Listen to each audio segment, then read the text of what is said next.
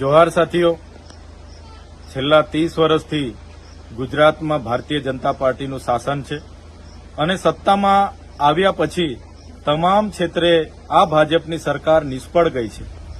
ત્યારે હાલમાં જે સ્થાનિક સ્વરાજની ચૂંટણી આવી રહી છે એમાં પોતાની સત્તા ટકાવી રાખવા માટે આ સત્તાના નશામાં ચૂર બનેલા ભાજપના મુખ્યમંત્રી અને નાયબ મુખ્યમંત્રી આજે વહીવટી તંત્ર અને એમાં ખાસ કરીને પોલીસનો જે દુરુપયોગ કરી રહ્યા છે, ત્યારે ગુજરાતની જનતાએ એ જાણવું પડશે અને જાગવું પડશે.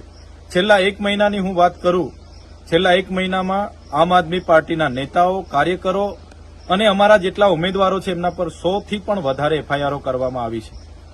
જેનું પણ ઉમેદવાર તરીકે નામ જાહેર થાય, કોઈ પણ ફોર્મ ભરવા જાય એના ઘરે એ જ દિવસે પોલીસ પહોંચે છે. એમની ત્યાં રેડ પાડીને એમની ઇન્કવાયરી કરવામાં આવે છે, એમને પોલીસ સ્ટેશને લઈ જવામાં આવે છે, ખોટી એફઆઈઆર કરીને એમને જેલમાં બેસાડી દેવામાં આવે છે. આ તમામ જિલ્લાના તાલુકાઓમાં સેમ પેટર્નથી આ એફઆઈઆરો આજે થઈ રહી છે. ત્યારે ગઈકાલે પણ ગોપાલભાઈ ઇટાલિયાના ઘરે ત્યાંની પોલીસ પહોંચે છે અને ગોપાલભાઈના માતૃશ્રી સાથે જે વર્તન વ્યવહાર કરે છે, જે નિંદનીય છે, જે પ્રકારે એમને ડરાવવાનો ધમકાવવાનો પ્રયાસ કરે છે, એ ખૂબ જ નિમ્ન કક્ષાની રાજનીતિનો એક ભાગ છે. ત્યારે અમે ગુજરાતની જનતાને પણ કહેવા માંગીએ છીએ કે 30 વર્ષના આમના શાસનમાં જે નશો એમને ચડેલો છે આપણે બધાએ સાથે રહીને ઉતારવો પડશે. આ લડાઈ એ આમ આદમી પાર્ટીની એકલાની લડાઈ નથી. આ લડાઈ ગોપાલભાઈ ઇટાલિયા કે ચૈતરભાઈ વસાવા કે ઈસુદાનભાઈ ગઢવીની નથી. આ લડાઈ એ ગુજરાતની જનતાને ન્યાય અપાવવાની લડાઈ છે. સૌ સાથે મળીને આ લડાઈ લડવી પડશે.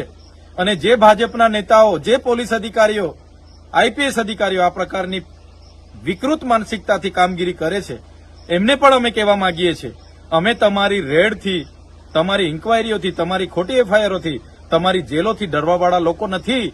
અમે ગુજરાતની જનતાનો અવાજ બનવાવાળા લોકો છે. ગુજરાતમાં લોકશાહી બચે, બંધારણ બચે એ લડત લડવાવાળા લોકો છે અને અમે લડીશું. અમે ગુજરાતની જનતાને પણ અપીલ કરીએ છીએ, આ જનતાની લડાઈ છે અને આ લડાઈમાં આપણે સૌ સાથે મળીને આ ભાજપની તાનાશાહી સરકારને આપણે જવાબ આપવો પડશે. જય હિન્દ, ઇન્કલાબ જિંદાબાદ.